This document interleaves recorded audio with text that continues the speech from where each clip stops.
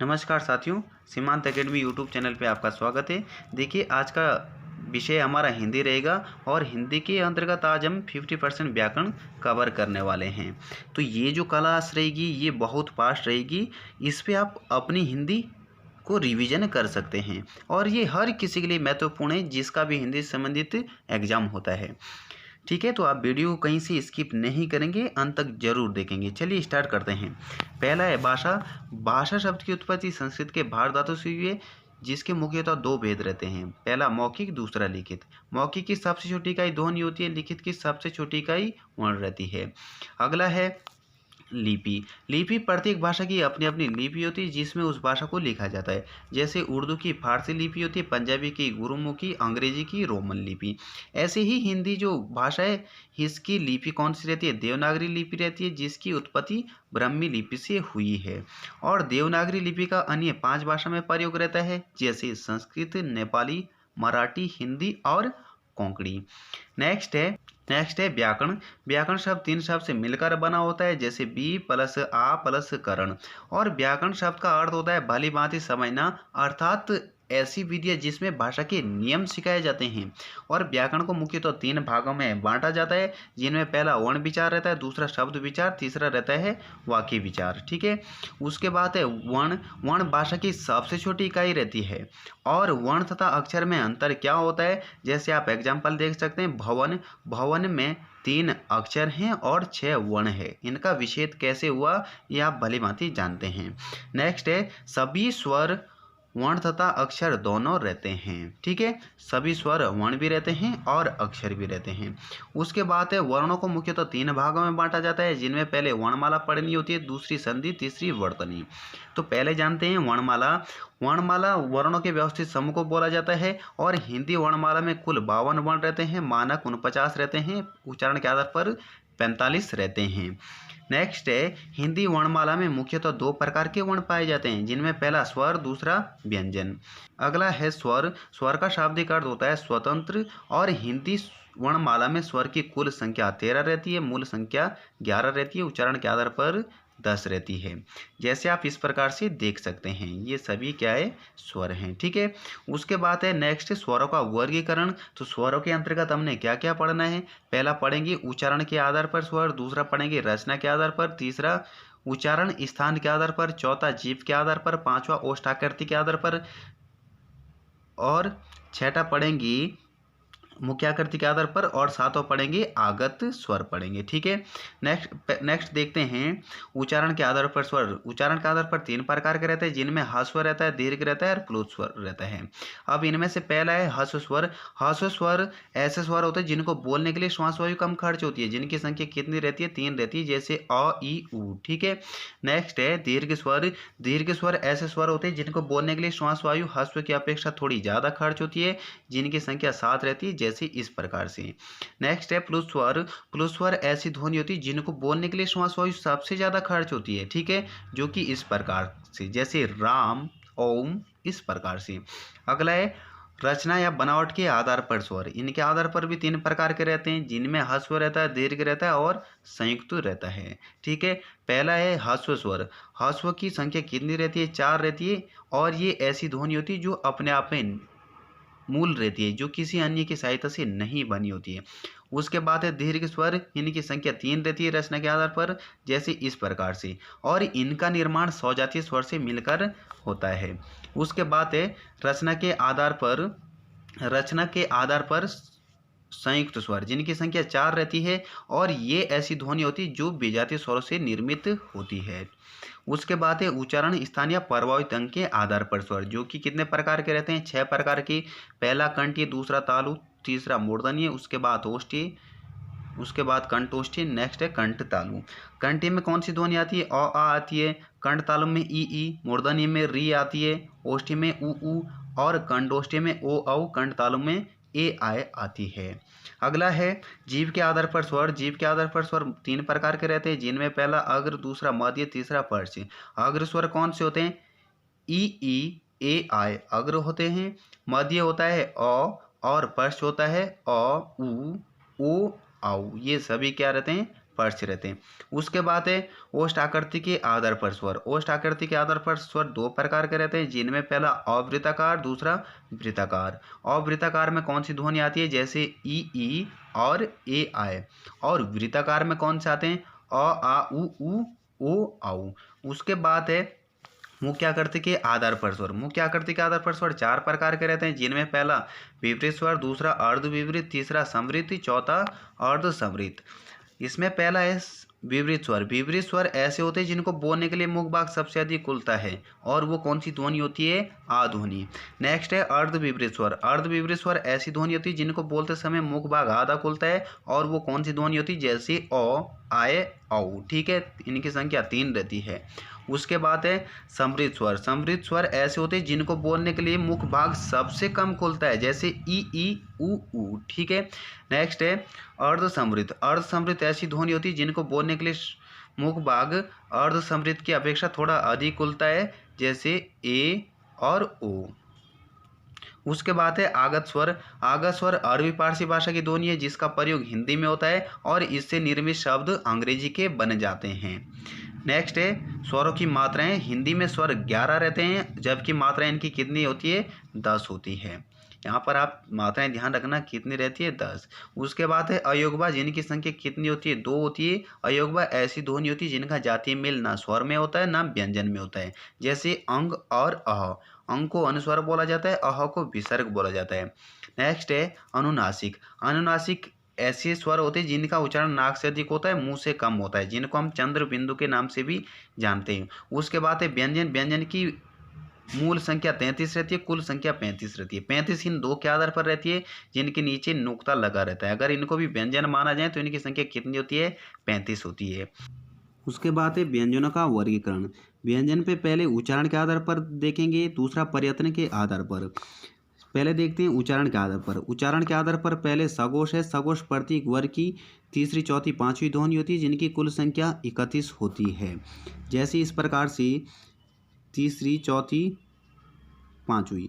और य, र, ल, व, ह भी क्या कहलाती है, सगोश कहलाती है। और 11 स्वर रखेंगे अपवाद के रूप में। ये 11 स्वर भी अपवाद के रूप में, इनसे मिलकर इनकी संख्या कितनी बन जाती है, 31 बन जाती है। उसके बाद है अघोष। अघोष ऐसी ध्वनि होती है, प्रत्येक वर्ग की पहली और दूसरी ध्वनियाँ अघोष होती है, जिनकी कुल संख्या कितनी रहती है, 13 रहती है। जैसे इस प्रकार से, इस पे आप सौ भी ध्यान रखेंगे, ये भी कौन सी रहती है, अघोष रहती है, और ये प्रत्येक वर्ग की पहली, दूसरी ध्वनि है। उसके बाद है अल्प प्राण। अल्प प्राण प्रत्येक वर्ग की पहली, तीसरी, पांचवी ध्वनि होती है, जिनकी कुल संख्या 23 होती है। जैसे आप इस प्रकार से देख सकते हैं, पहली, तीसरी और पांचवी ध्वनि है।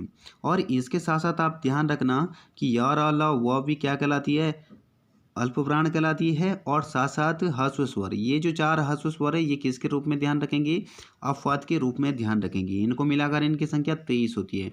उसके बाद है महाप्राण। महाप्राण प्रत्येक वर्ग की दूसरी और चौथी ध्वनि होती है, जिनकी कुल संख्या 21 होती है। प्रत्येक वर्ग की दूसरी और चौथी। इसी के साथ आप ध्यान रखेंगे श और ह और 7 दीर्घ स्वर रहते हैं, जिनको मिलाकर संख्या कुल कितनी हो जाती है, 21 हो जाती है। नेक्स्ट है प्रयत्न के आधार पर व्यंजन। प्रयत्न के आधार पर व्यंजन, जिनमें पहला स्पर्शी व्यंजन, जिनको वर्गीय व्यंजन भी बोला जाता है, जिनकी कुल संख्या 25 होती है। जैसे इस प्रकार से क से लेकर म तक ये सभी क्या कहलाते हैं, स्पर्शी या वर्गीय व्यंजन। जिनमें पहला कंठीय रहता है, कंठीय क वर्ग को बोला जाता है, तालु च वर्ग को बोला जाता है, मूर्धन्य ट वर्ग को बोला जाता है, दंत्य त वर्ग को बोला जाता है, ओष्ठ्य प वर्ग को बोला जाता है। नेक्स्ट है स्पर्शी संघर्षी। स्पर्शी संघर्षी च वर्ग को बोला जाता है, जिनकी कुल संख्या 5 रहती है। अगला है उत्क्षिप्त या द्विगुण व्यंजन। इनको एक अन्य ताड़न जात के नाम से भी जाना जाता है, और इनकी संख्या कितनी रहती है, इनकी संख्या होती है 2, जैसे ड़ और ड़, जिनके नीचे क्या लगा होता है, नुक्ता लगा होता है। अगला है अंतस्थीय व्यंजन। अंतस्थीय व्यंजन की संख्या 4 होती है, और य, र, ल, व ध्वनि को अंतस्थीय बोला जाता है, जिनमें से र को लुंठित नाम से जाना जाता है, और ल को पार्श्विक, य और व दोनों अर्ध स्वर कहलाते हैं। अगला है ऊष्मीय व्यंजन। ऊष्मीय व्यंजन की संख्या 4 रहती है, और श ह को क्या बोला जाता है, उसमें व्यंजन बोला जाता है। अगला है नासिके। नासिके प्रत्येक वर्ग की 5वीं ध्वनि रहती है, जैसे अंग, य, ण, न, म, ये सब नासिके कहलाती है, जिनकी संख्या कितनी होती है, 5 होती है। उसके बाद है संयुक्ताक्षर। संयुक्ताक्षर की संख्या 4 रहती है। इससे पहले हमने संयुक्त व्यंजन पढ़ा, संयुक्त स्वर पढ़ा, उनकी संख्या भी 4 रहती है। लेकिन संयुक्त व्यंजन पे ध्यान रखना, इनका जो निर्माण हुआ है इन सभी से मिलकर हुआ है। उसके बाद अगला है समरूप व्यंजन। समरूप व्यंजन ऐसे शब्द होते हैं जिनमें एक जैसे व्यंजनों का प्रयोग होता है, जैसे उच्चारण हो गया, उल्लेख हो गया, उन्नति हो गया, इस प्रकार के जिनमें एक जैसे व्यंजनों का प्रयोग हुआ है। उसके बाद है आगत व्यंजन। आगत व्यंजन ऐसे होते हैं जिनके नीचे नुक्ता लगा होता है, एक बिंदी लगी होती है, उनको क्या बोला जाता है, आगत व्यंजन बोला जाता है। और इन व्यंजनों से जो शब्द बनते हैं वो किसके बन जाते हैं, अरबी फारसी भाषा के बन जाते हैं। उसके बाद है वर्णों का उच्चारण स्थान। तो यहाँ पर देख सकते हैं जो कंठी है, कंठी में कौन सी आती है, क वर्ग आएगा, अ, आ, ह और अंग। तालु में च वर्ग आएगा, ई और श य आएगा। मूर्धनी में ट वर्ग आएगा, री, पेट कटा श और र आएगा। उसके बाद है ओष्ठी। ओष्ठी में प वर्ग और उ आएगा। उसके बाद है कंठोष्ठी। कंठोष्ठी में ओ आउ। उसके बाद है कंठ तालु। कंठ तालु में ए आए। उसके बाद है नासिके। नासिके में प्रत्येक वर्ग का 5वां आएगा और अंग आएगा।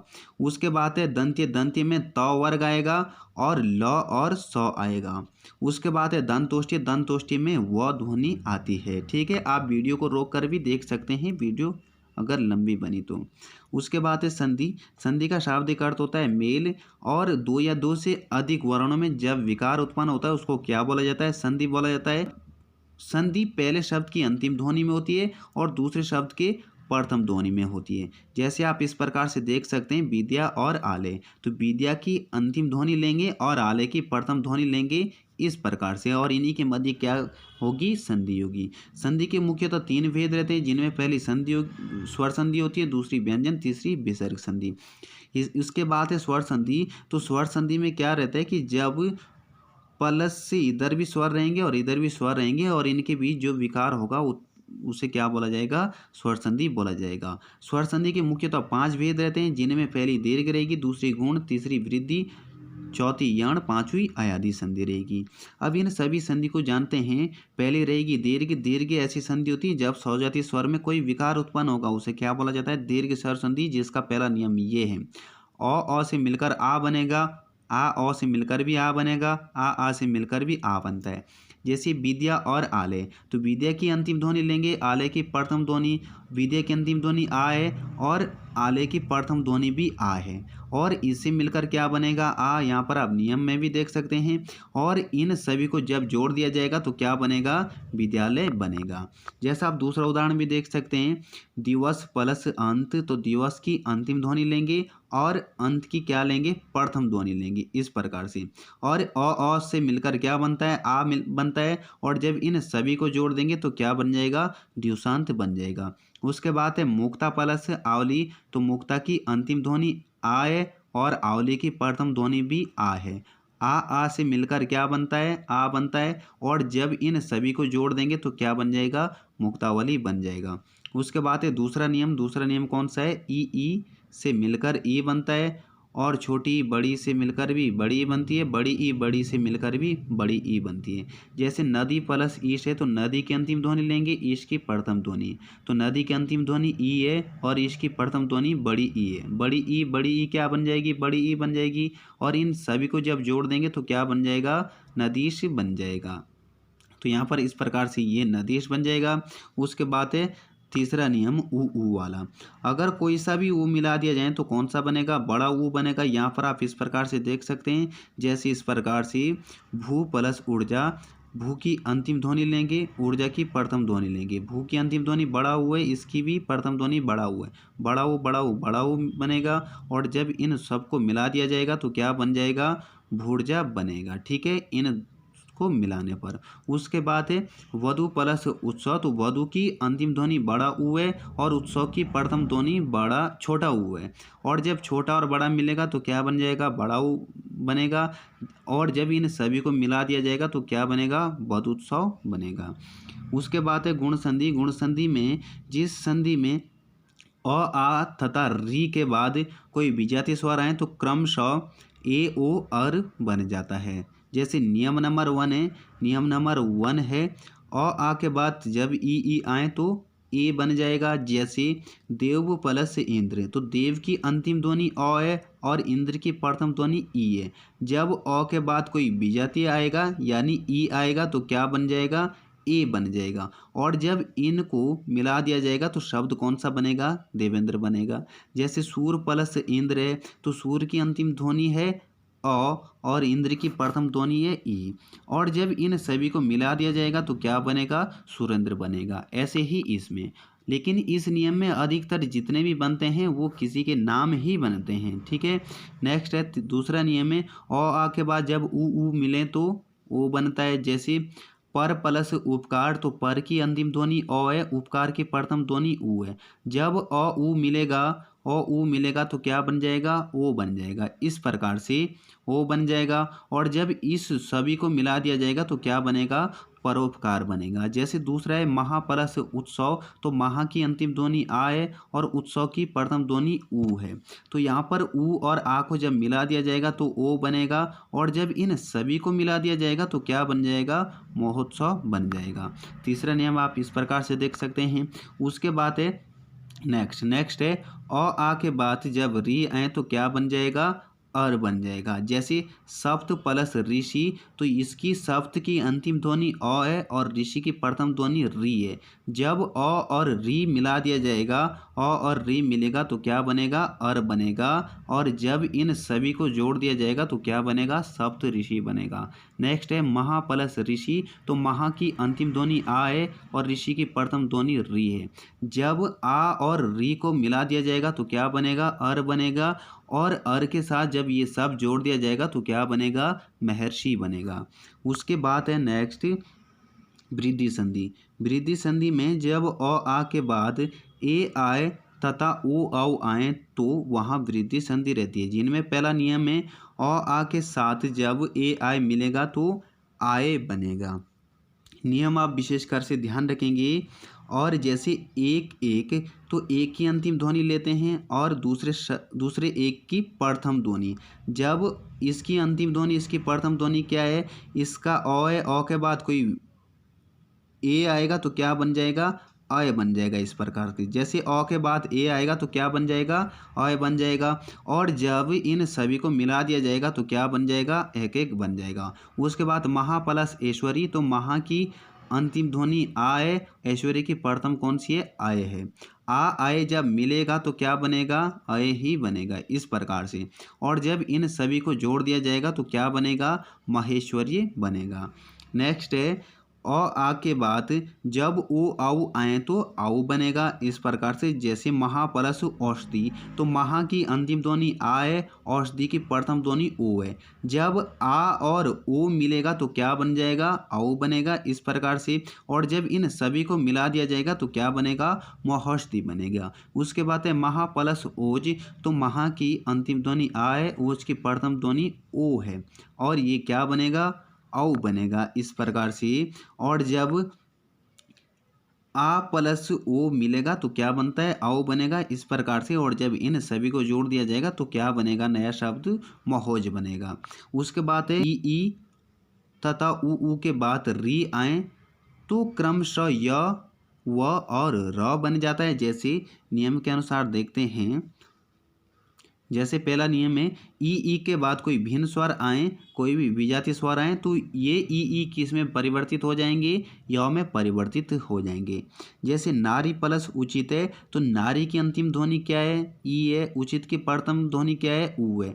जब ई के बाद कोई भी विजातीय आए तो ये ई किस में बदल जाएगा, य में। जब इसके बाद कोई विजातीय आए तो ये किस में बदल जाएगा, य में। तो ई किस में परिवर्तित हुआ, य में। और उसके बाद जब इन सभी को मिला दिया जाएगा तो शब्द बनेगा नार्योचित। जैसे नेक्स्ट है नी प्लस ऊन, तो नी की अंतिम ध्वनि छोटी ई है और ऊन की प्रथम ध्वनि बड़ा ऊ है। और ई के बाद जब विजातीय आया तो ये ई किस में बदल जाएगा, य में बदल जाएगा। उसके बाद इन सभी को मिला दिया जाएगा तो शब्द बनेगा न्यून। ठीक है, इस प्रकार से शब्द बनेगा न्यून। नेक्स्ट है नदी प्लस आगमन। तो नदी की अंतिम ध्वनि बड़ी ई है और आगमन की प्रथम ध्वनि क्या है, आ है। और जब ई के बाद कोई विजातीय आए तो ई किस में बदल जाएगा, य में बदल जाएगा। जब इन सभी को मिला दिया जाएगा तो शब्द बनेगा नद्यागमन। ठीक है, इसके बाद है आगे नेक्स्ट नियम में ऊ के बाद जब कोई विजातीय स्वर आएगा तो ऊ किस में बदल जाएगा, व में बदल जाएगा। जैसे अनु प्लस एषण। तो अनु की अंतिम ध्वनि क्या है, ऊ है। और एषण की प्रथम ध्वनि क्या है, ए है। और इस ऊ के बाद जब कोई विजातीय आएगा तो ये किस में बदल जाएगा, व में। तो ये ऊ किस में बदल जाएगा, व में बदल जाएगा। और उसके बाद जब इन सभी को मिला दिया जाएगा तो क्या बनेगा, अन्वेषण बन जाएगा। जैसे गुरु प्लस आदेश। तो गुरु की अंतिम ध्वनि क्या है, बड़ा ऊ है। और आदेश की प्रथम ध्वनि क्या है, आ है। और इस ऊ के बाद भी विजातीय स्वर आ रखा है, तब ये ऊ किस में बदल जाएगा, व में बदल जाएगा। और उसके बाद इन सभी को मिला दिया जाएगा तो क्या बन जाएगा, गुरुवादेश बन जाएगा। ऐसे ही सु प्लस आगत में भी आप कर सकते हैं। उसके बाद है नियम नंबर 3। नियम नंबर 3 है री के बाद जब कोई भिन्न स्वर आए तो री का परिवर्तन किस में हो जाता है, रॉ में हो जाता है। जैसे यहाँ पर देख सकते हैं मात्र प्लस आदेश। तो मात्र की अंतिम ध्वनि क्या है, री है। आदेश की प्रथम क्या है, आ है। तो जब री के बाद कोई भिन्न आए तो री किस में बदल जाएगा, रॉ में बदल जाएगा। तो यहाँ पर री किस में परिवर्तित हो गया, री बदल गया रॉ में। उसके बाद जब इन सभी को मिला दिया जाता है तो क्या बन जाएगा, मात्रादेश बन जाएगा। उसके बाद है पितृ प्लस आनंद। तो पितृ की अंतिम ध्वनि क्या है, री है। और दूसरे शब्द की प्रथम ध्वनि क्या है, आ है। तो यहाँ पर जब री के बाद विजातीय आएगा तो वो रॉ में बदल जाएगा। उसके बाद इसको सबको मिला दिया जाएगा तो क्या बन जाएगा, पितरादेश बन जाएगा।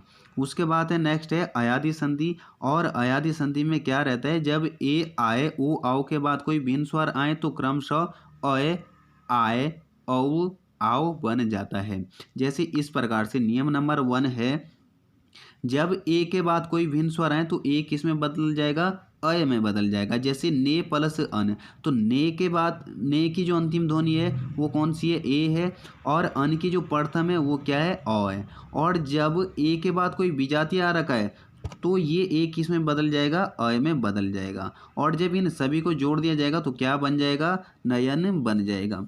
उसके बाद चे प्लस अन। तो चे की जो अंतिम ध्वनि वो क्या है, ए है। और विजातीय क्या आ रखा है, अ आ रखा है। और जब ए के बाद कोई विजातीय आएगा तो वो किस में बदल जाएगा, अय में बदल जाएगा। तो यहाँ पर क्या बन जाएगा, चयन बन जाएगा। नेक्स्ट है आय के बाद जब कोई भिन्न स्वर आएगा तो आय किस में बदल जाएगा, आय में बदल जाएगा। जैसे गे प्लस एका। तो गे में अंतिम ध्वनि क्या है, आय है। और उसके बाद विजातीय क्या आ रहा कि ई आ रहा कि, तो ये आय किस में बदल जाएगा, आय में। इस प्रकार से ये बदल जाएगा। और उसके बाद जब इन सभी को जोड़ दिया जाएगा तो क्या बनेगा, गायिका बन जाएगा। ऐसे ही आप दूसरे में कर सकते हैं।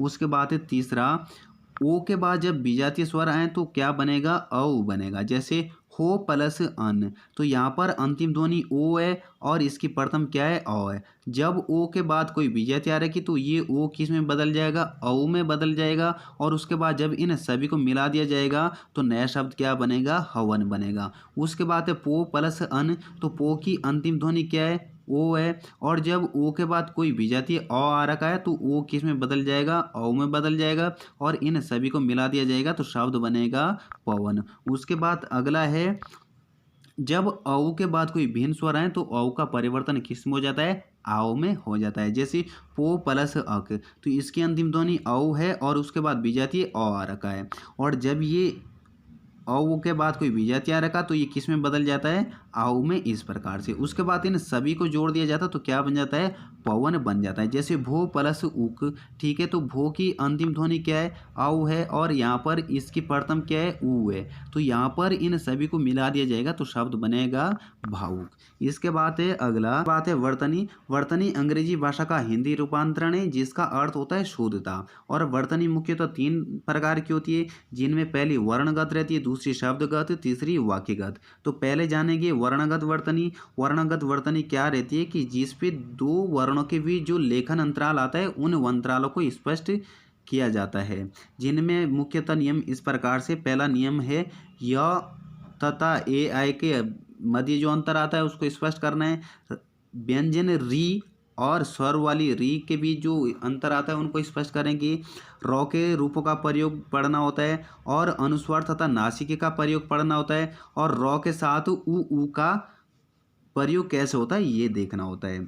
उसके बाद देखेंगे प्रथम नियम। प्रथम नियम कौन सा है? य और ए ई का प्रयोग। यहाँ पर ये कुछ शुद्ध शब्द लिए गए हैं, ये अशुद्ध, और ये व्याकरण मानक व्याकरण से लिए गए हैं। ठीक है, अगर किसी को संदेह हो तो उस व्याकरण पे देख सकते हैं। जैसे रुपये हैं तो ये शुद्ध इस प्रकार से लिखा जाता है, ये रुपये अय इस प्रकार से नहीं होता, क्योंकि इसका उच्चारण ही अशुद्ध होता है, जबकि हम उच्चारण रुपये करते हैं, जबकि ये व्याकरण की दृष्टि से अशुद्ध होता है। जैसे किराए होता है तो किराए नहीं होता। ठीक है, अनुयायी होता है, अनुयायी नहीं होता। तो इस साइड के जितने भी ये सभी गिने चुने शब्द हैं और ये व्याकरण की दृष्टि से क्या कहलाते हैं? अशुद्ध कहलाते हैं। आप सभी को देख सकते हैं और एक बुक पे नोट भी कर सकते हैं। उसके बाद है नियम नंबर 2। नियम नंबर 2 क्या है कि री और व्यंजन री का प्रयोग। इन री में बहुत संदेह रहता है प्रयोग करते समय। तो पहले ये देखना है कि जो व्यंजन स्वर वाली री है, इस री का प्रयोग कब कब होता है? जब किसी भी शब्द में तौ ता ती चौ और पेट कटा शौ का प्रयोग हुआ हो, तो इन सभी के साथ सदैव किसका प्रयोग होता है? व्यंजन वाली री का प्रयोग होता है। वो इस प्रकार से जैसे रीता इस प्रकार से शुद्ध लिखा जाता है, रीतिका लिखा जाता है, रीचा लिखा जाता है, ऋषभ और ऋतु। और जब इस प्रकार से री के बाद ठीक तो आता है तो इस प्रकार से जो ये तरीका है ये कैसा रहता है? गलत रहता है। भले ही इस प्रकार के सभी के नाम हो, लेकिन जब नाम रखे उस समय व्याकरण को देखते हुए या व्याकरण को मद्देनजर रखते हुए शायद नहीं रखे होंगे। इस प्रकार के नाम भी हो सकते हैं, नहीं तो आप व्याकरण पे देख सकते हैं मानक व्याकरण में। उसके बाद है रॉ के नियम। रॉ के रूपों का प्रयोग। रॉ के रूप कितने प्रकार के रहते हैं? 3 प्रकार से।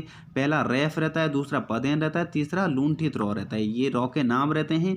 और जो रेफ रॉ है, रेफ रॉ का प्रयोग कैसे होता है कि जब रॉ आधा आता है किसी शब्द में तो रॉ का प्रयोग सदैव कैसे लगता है? इस प्रकार से लगता है, जैसे आप यहाँ पर एग्जाम्पल में भी देख सकते हैं इस प्रकार से। उसके बाद है पदेन रॉ। पदेन रॉ क्या रहता है कि जब रॉ से पहले वाला जो व्यंजन है वो कैसा आता है? आधा आता है। तो रॉ हमेशा उसके मध्य भाग पे इस प्रकार से जुड़ जाता है, उसको क्या बोला जाता है? पदेन रॉ, जो कि नीचे जुड़ता है। जैसे आप एग्जाम्पल में भी देख सकते हैं इस प्रकार से। यहाँ पर जो प्रयोग हुआ है किस रॉ का हुआ है? पदेन रॉ का। उसके बाद है लुंठित रॉ। लुंठित रॉ क्या रहता है कि जब रॉ सामान्य रूप से प्रयुक्त होता है किसी शब्द में, उसको क्या बोला जाता है? लुंठित रॉ बोला जाता है। उसके बाद है नियम नंबर 4। नियम नंबर 4 है कि ऊ का रॉ के साथ प्रयोग। तो पहले देखेंगे हम रॉ के साथ छोटे ऊ का प्रयोग। जब रॉ के साथ छोटे ऊ का प्रयोग किया जाता है तो हमेशा मात्रा इस प्रकार से बन जाती है, और जब रॉ के साथ बड़े ऊ का प्रयोग किया जाता है तो मात्रा कैसी रहती है? इस प्रकार से। इन दोनों में डिफरेंस है, आप देख सकते हैं, क्लियर कर सकते हैं। उसके बाद है अनुस्वार तथा नासिके का प्रयोग। तो यहाँ पर भी व्याकरण के अनुसार क्या माना जाता है कि जब अनुस्वार और नासिके दोनों का विकल्प रहता है तो उस समय सदैव अनुस्वार का प्रयोग करना चाहिए। नासिके क्या रहता है? प्रत्येक वर्ग का 5वां रहता है। जैसे ये प्रत्येक वर्ग के 5वें हैं, ये क्या कहलाते हैं? नासिके कहलाते हैं।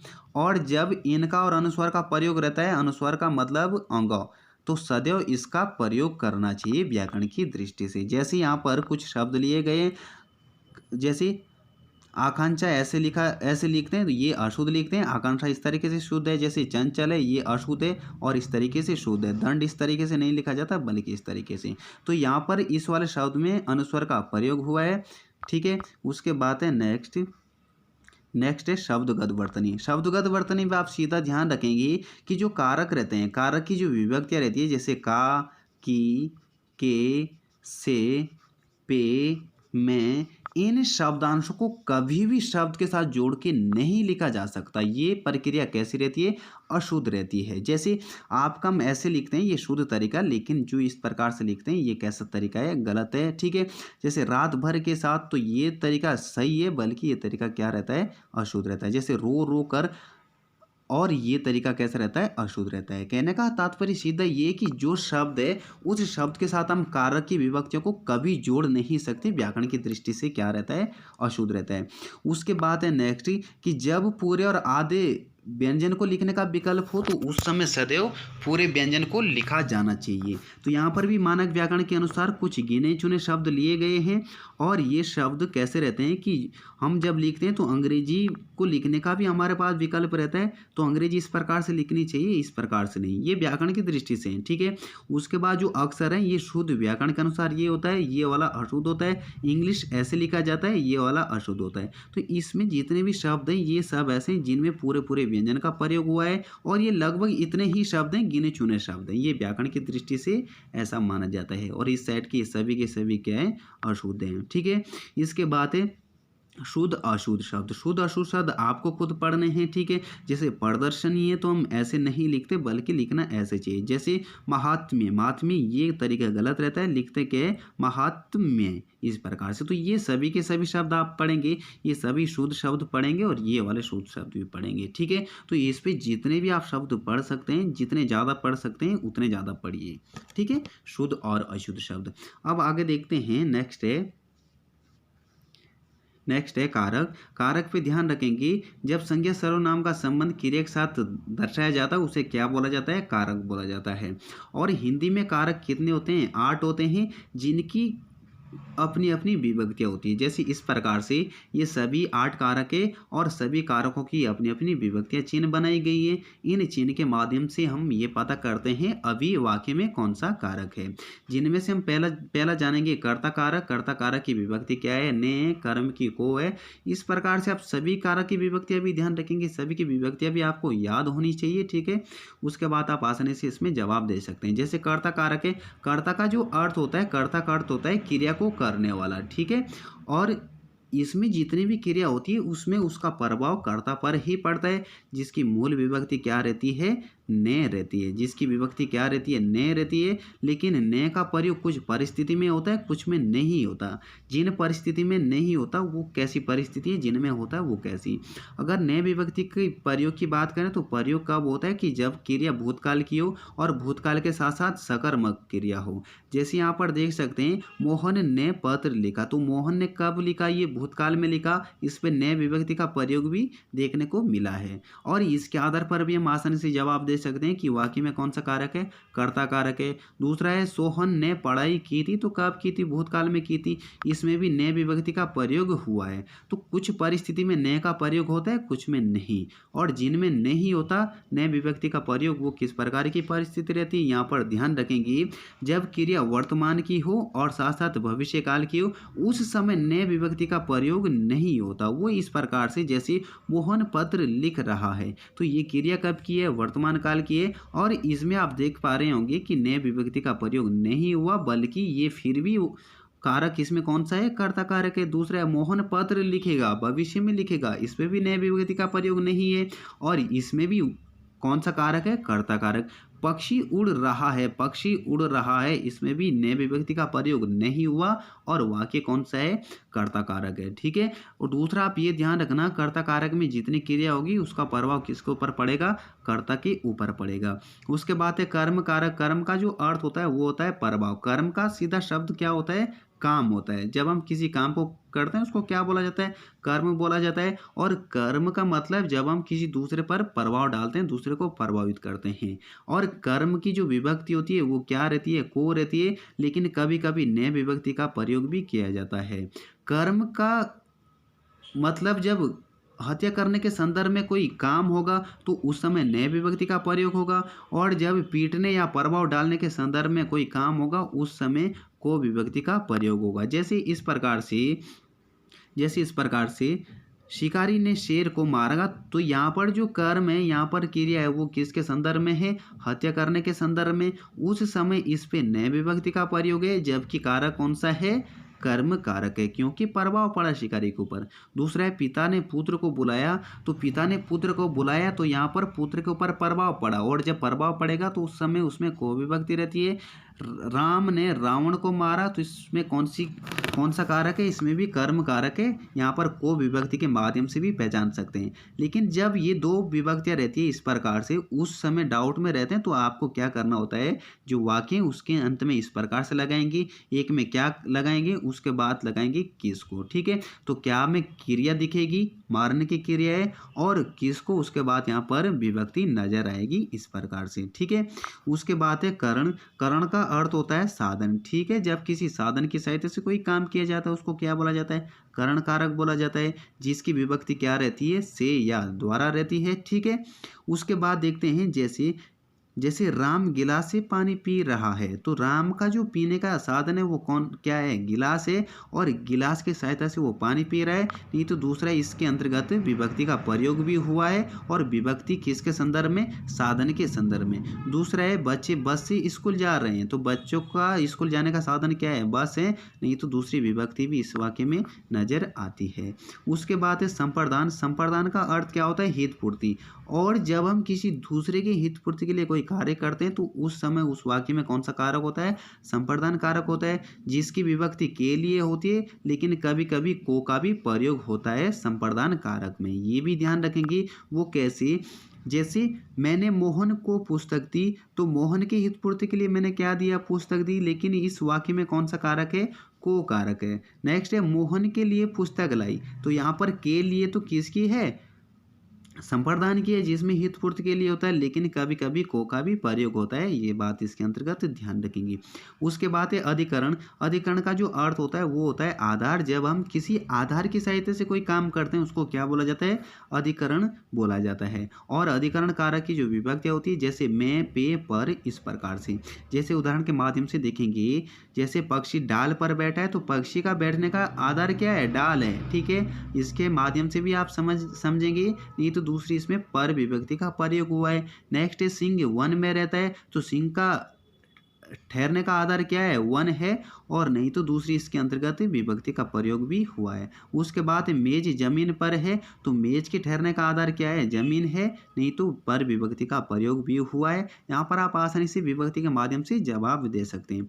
उसके बाद है संबंध कारक। संबंध में क्या रहता है कि जब दो संज्ञाओं का संबंध दर्शाया जाता है उसे क्या बोला जाता है, संबंध कारक बोला जाता है। और संबंध किन शब्दांशों से दर्शाया जाता है, तो ध्यान रखना, का, की, के, रा, री, रे के माध्यम से संबंध दर्शाया जाता है। लेकिन कभी कभी विभक्ति नहीं रहती और उस वाक्य में भी संबंध का भाव रहता है। जैसे वह घर घर घूम रहा है, इसमें कोई भी विभक्ति नहीं है, फिर भी इसके अंतर्गत संबंध का भाव है। और संबंध किसके मध्य, घर घर के मध्य। ठीक है, दूसरा है अमर का घर अच्छा है, तो यहाँ पर अमर और घर का संबंध दिखाया जा रहा है, किसके माध्यम से, का के माध्यम से। ठीक है, इन दोनों का आपसी में संबंध दर्शाया जा रहा है। उसके बाद है नेक्स्ट अपादान कारक। अपादान का अर्थ होता है अलगाव। जब एक संज्ञा किसी दूसरे संज्ञा से अलग होती है तो उसको क्या बोला जाता है, अपादान कारक बोला जाता है, जिसकी विभक्ति क्या होती है, से होती है। लेकिन तुलनात्मक भाव होगा किसी वाक्य में, उस वाक्य में भी कौन सा कारक रहता है, अपादान कारक रहता है। जैसे वृक्ष से फल गिरता है, तो वृक्ष एक संज्ञा है, फल भी एक संज्ञा है, और जब इस संज्ञा को इस संज्ञा से अलग दिखाया जाएगा तो उसमें क्या रहेगा, अपादान कारक रहेगा। लेकिन इस कारक पे आप ध्यान रखना, विभक्ति का प्रयोग भी हुआ है, तो विभक्ति के माध्यम से भी छांट सकते हैं और अलगाव के माध्यम से भी छांट सकते हैं। दूसरा है सीता राम से सुंदर है, तो इस वाक्य में तुलनात्मक भाव है, और जब तुलनात्मक भाव हो तो यहाँ पर आप निसंदेह लगा सकते हैं उस वाक्य में कौन सा कारक है, अपादान कारक है। ठीक है, उसके बाद है आगे संबोधन। संबोधन का जो अर्थ होता है वो क्या होता है, पुकारना होता है। जब हम किसी को पुकारते हैं तो उस पुकारने वाले वाक्य में कौन सा कारक रहता है, संबोधन कारक रहता है, जिसकी विभक्तियाँ क्या रहती है, हे, अजी, हो, और इस प्रकार से ये विभक्तियाँ रहती है। जैसे हे भगवान अब क्या होगा, अरे आप अभी तक नहीं गए, तो यहाँ पर जो वाक्य हैं इसमें जो हे हैं ये विभक्ति किसकी है, संबोधन की। और जो दूसरा वाक्य है अरे, इसमें भी ये कौन सी विभक्ति है, संबोधन की विभक्ति।